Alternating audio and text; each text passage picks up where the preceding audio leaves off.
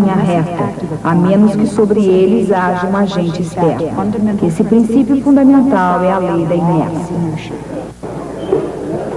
Hoje eu vou lhes falar sobre Galileu.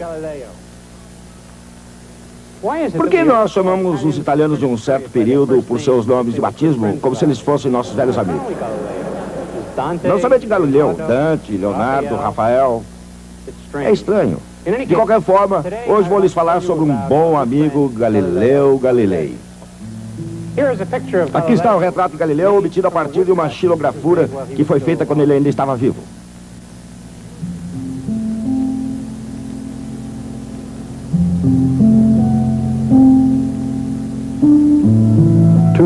Dois homens muito importantes nasceram em 1564.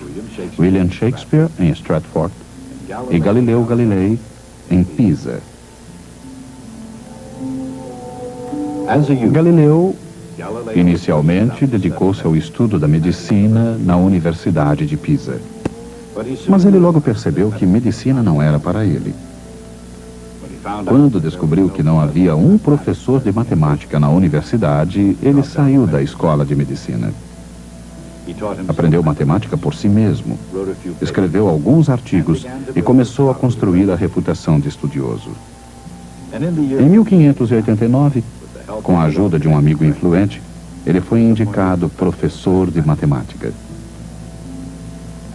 Na época, a universidade estava dominada pelos acadêmicos aristotélicos que viam pouco valor na matemática. Galileu considerou seus colegas aristotélicos como tolos e imediatamente teve problemas ao atormentá-los e ridicularizá-los.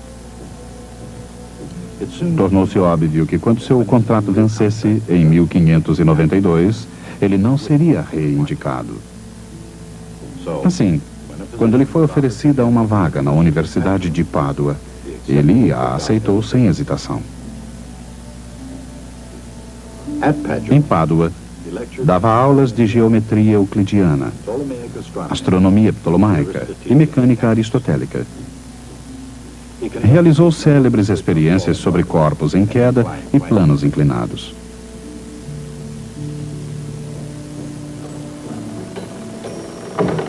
Em 1610, Galileu realizou talvez a maior mágica acadêmica de todos os tempos.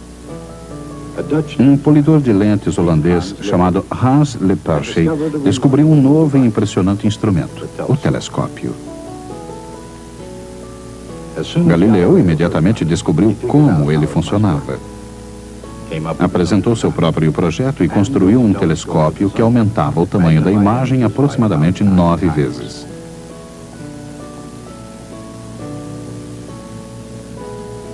Então, ele reuniu os patronos da cidade de Veneza para uma demonstração na famosa torre da Praça de São Marcos.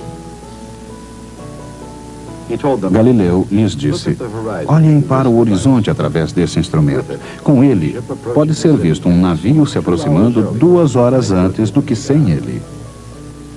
Para uma potência marítima como Veneza, este instrumento é absolutamente essencial.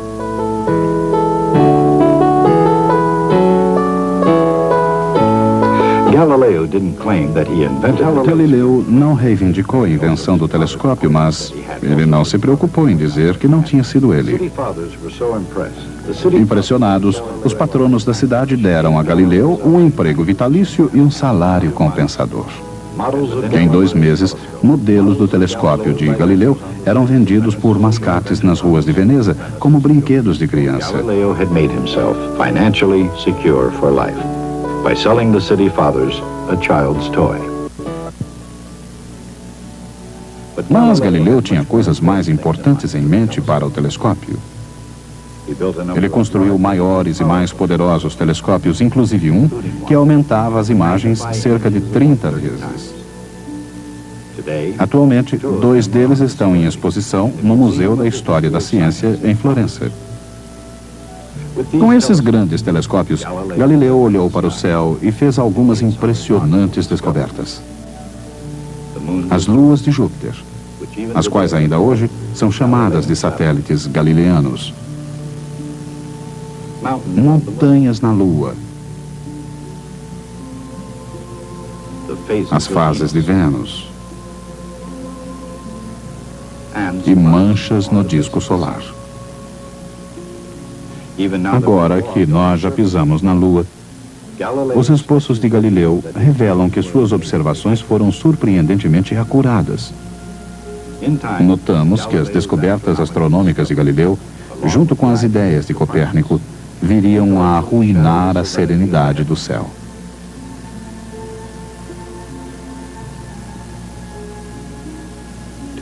Qualquer um que ousasse olhar através do telescópio de Galileu veria o início do fim da visão aristotélica e ptolomaica do mundo e o começo de grandes problemas para Galileu Galilei.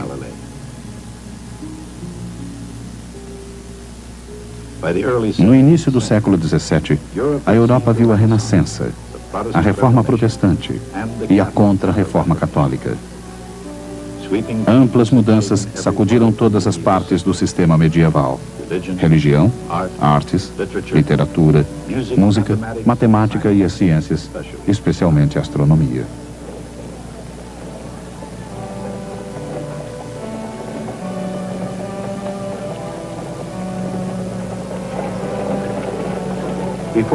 Antes da Renascença, a mecânica de Aristóteles e o sistema de Ptolomeu das esferas celestes eram a lógica, a aceita e a incontestada estrutura natural do universo. E assim foi até que um monge polonês olhou para cima e viu as coisas de forma diferente.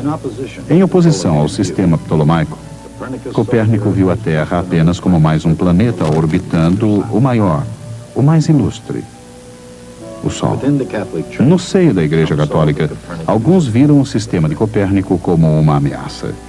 Ele parecia, como a própria heresia protestante, desafiar a autoridade absoluta do Vaticano. Contudo, a Igreja levou 75 anos para mostrar sua total desaprovação do sistema. E durante esse ínterim, a Igreja teve um problema muito mais próximo que o Sol. Católicos e protestantes estavam empenhados numa guerra pela própria alma da Europa. Copérnico, como Martim Lutero, desafiou a interpretação eclesiástica das Escrituras Sagradas.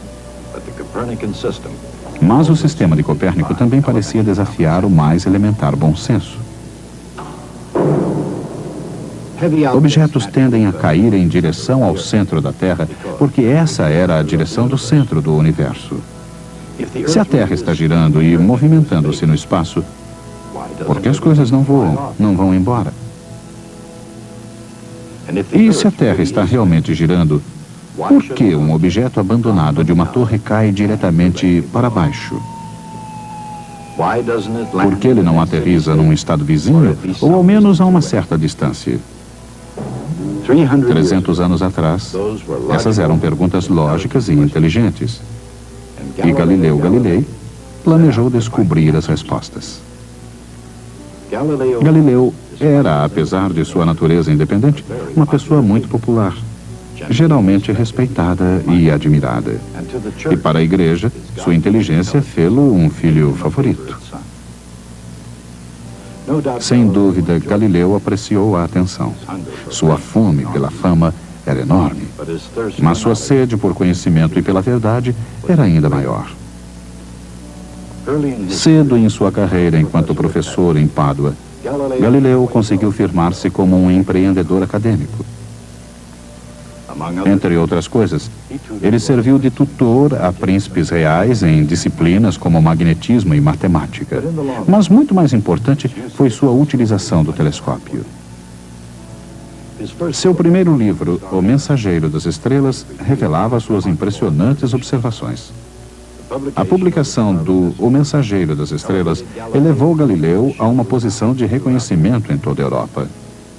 Contudo, em certos círculos, suas descobertas não foram muito bem recebidas. Através de seu telescópio, Galileu tinha visto algo inimaginável, ou pelo menos indescritível, pelos seguidores de Ptolomeu.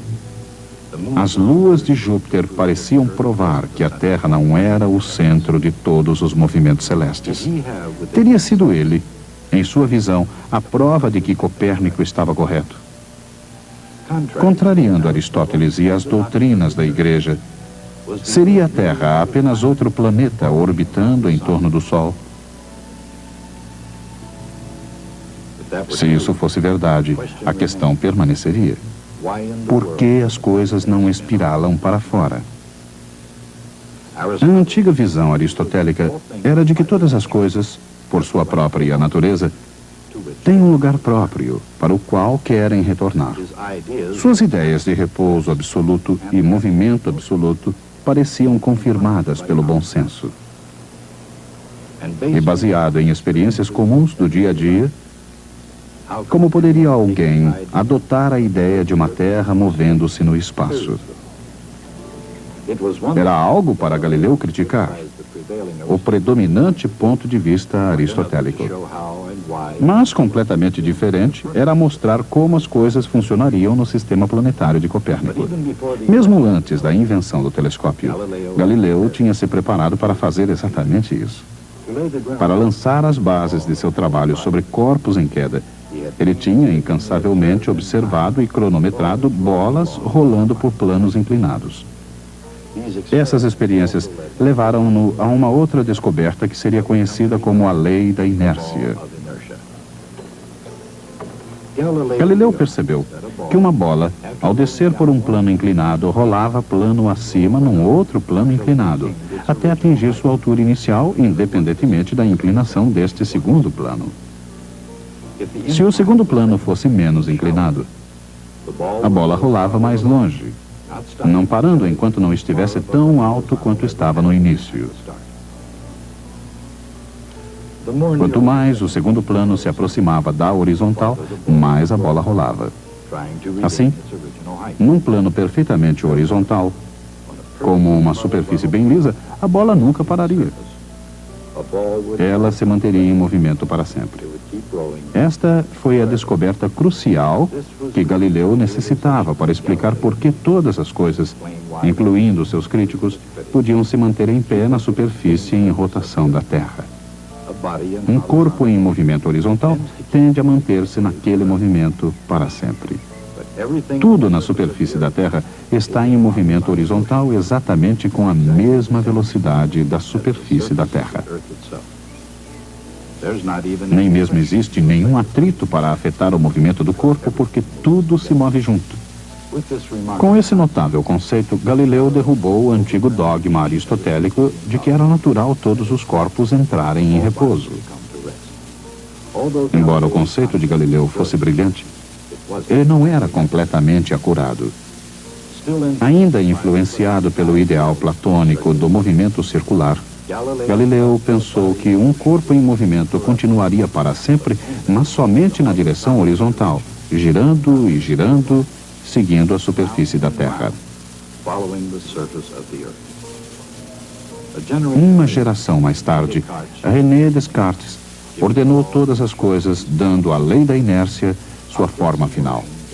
Objetos em movimento não tendem por si só a entrar em repouso. Eles tendem a continuar da maneira em que estão, até que algo interfira neles. Isto é mais fácil de se ver agora do que na época de Galileu. Hoje, poucos discordariam de que a Terra gira em torno do Sol e que o Sol se move em torno de algum ponto da galáxia, que se move sozinha num aglomerado de galáxias, todas viajando através da inimaginável vastidão do universo. Como o repouso se encaixa nesse grande esquema de coisas? Ele não se encaixa. Nada no universo entrará em repouso. Muito pelo contrário. Tudo e todos continuarão a se mover como estão, em linha reta e com velocidade constante, até que algo interaja com eles. Esse é o princípio da inércia. Ele é tão simples e tão profundo como nenhuma outra ideia que já tenha sido ponderada. Obviamente, objetos podem parecer estar em repouso, mas isso ocorre só porque eles estão no mesmo estado de movimento que o observador. Se um objeto está em repouso ou em movimento, depende exclusivamente do ponto de vista. Depende de o observador se mover com a mesma velocidade. repouso absoluto não existe. Movimento absoluto não existe. Mesmo movimentando-se no espaço com uma velocidade incrível, relativamente à Lua, ao Sol ou a outro centro da galáxia, a tendência natural de qualquer objeto é manter seu estado de movimento. Nos dias de Galileu, esse era um conceito difícil de se aceitar. Para um aristotélico, o movimento de uma carroça requeria e tinha uma explicação lógica. A menos que algo a empurrasse ou puxasse, ela não se moveria. Assim, seu estado natural era o de repouso. Mas, para um observador moderno, um veículo em movimento não precisa de explicação. Esse objeto deslizante manter-se-á movimentando-se até que os freios ou algo o traga ao estado de repouso. E quanto a um objeto que não esteja se movimentando horizontalmente com a superfície da Terra? E quanto a um projétil lançado ao ar? Ou uma bola largada de uma torre? A Terra em rotação não deveria deixar a bola cadente para trás?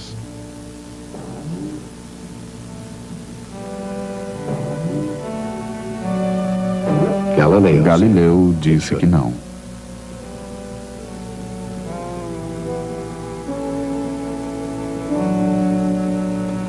Ele disse que a bola deveria continuar a se mover horizontalmente com a Terra, mesmo quando ela cai verticalmente em direção à sua superfície. Na Renascença, esse conceito era difícil de se compreender. Portanto, Galileu apresentou a seus contemporâneos uma analogia. Ele pediu às pessoas que imaginassem uma bola caindo do alto do mastro de um navio em movimento. Para um marinheiro no convés, o mastro continuava parado. Ele deveria esperar que a bola caísse diretamente para baixo. Mas alguém em terra veria o navio e o mastro em movimento. Um observador aristotélico não teria dúvidas sobre o que devia acontecer. A bola deveria cair em direção ao centro da Terra, enquanto que o navio navegaria em frente. Aquele marinheiro veria a bola atingir a traseira do navio, ao invés de cair ao pé do mastro. A experiência provavelmente nunca foi realizada durante a vida de Galileu. Os resultados são exatamente o que ele predisse. A bola cai diretamente abaixo, perto do mastro, pois os dois objetos, bola e navio, compartilham do mesmo movimento inicial.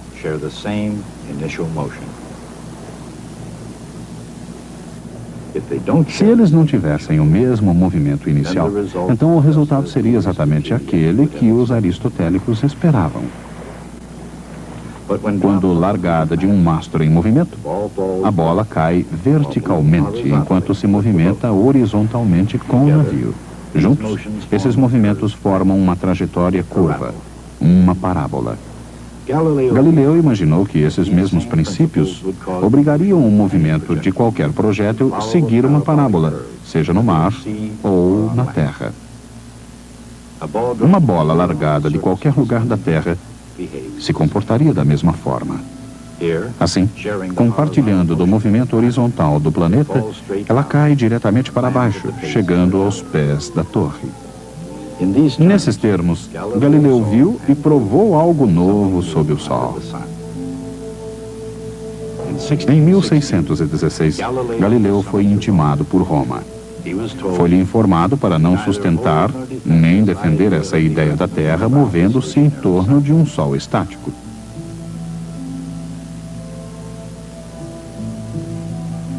Sabendo que a Igreja oficialmente se opunha ao sistema de Copérnico, ele esperou pelo momento correto para convencê-los com suas ideias aristotélicas. Em 1623, Galileu achou que o momento tinha chegado. Seu amigo e protetor, o brilhante cardeal Maffeo Barberini, tornou-se o Papa Urbano VIII. Para reforçar seu argumento, Galileu escreveu um livro, um diálogo no qual os personagens debatiam os sistemas de Aristóteles e de Copérnico. Como escritor, Galileu mostrou-se um hábil político. O personagem aristotélico debateu habilidosamente e foi declarado o vencedor, uma jogada para servir de defesa para Galileu contra o ensinamento das ideias de Copérnico. No entanto, como qualquer leitor podia facilmente verificar, os argumentos copernicanos eram muito mais sólidos. E talvez o pior de tudo, como esses argumentos foram escritos em italiano ao invés do latim, o povo italiano podia facilmente entendê-los.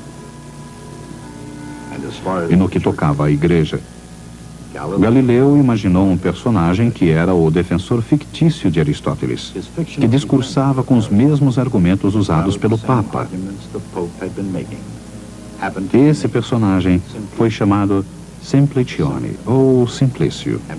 E talvez o mais condenatório de tudo era que o novo livro de Galileu desafiava a igreja exatamente quando ela estava sendo desafiada por todos os lados. Galileu foi a julgamento em 1634.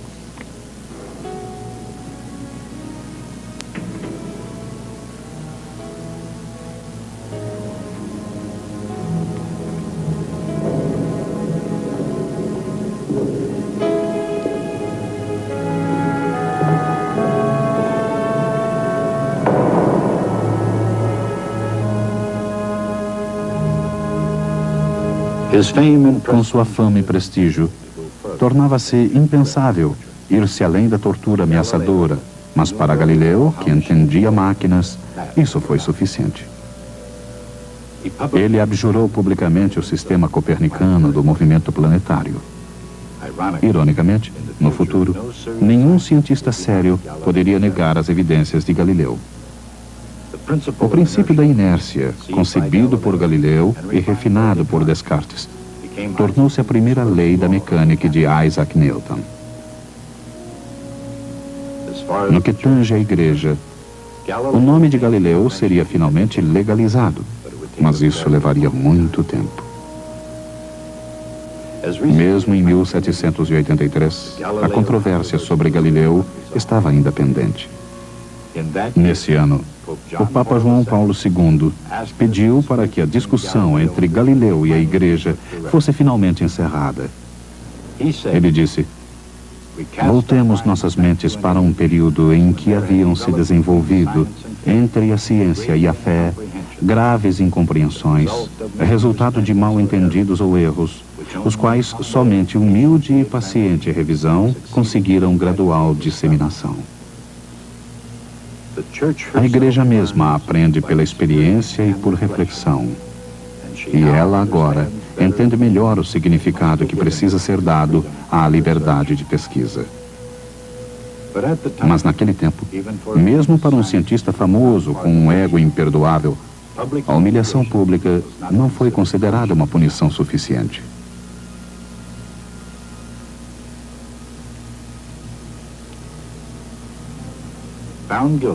Considerado culpado, apesar de sua famosa retratação, Galileu passou os restantes 8 anos de sua vida sob prisão domiciliar em sua propriedade, perto de Florença.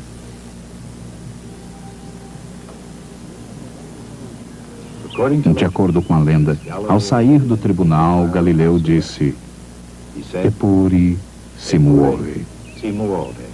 No entanto, ela se move.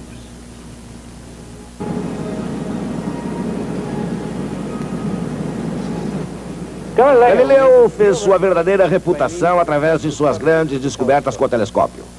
Antes disso, ele era conhecido apenas de alguns peritos.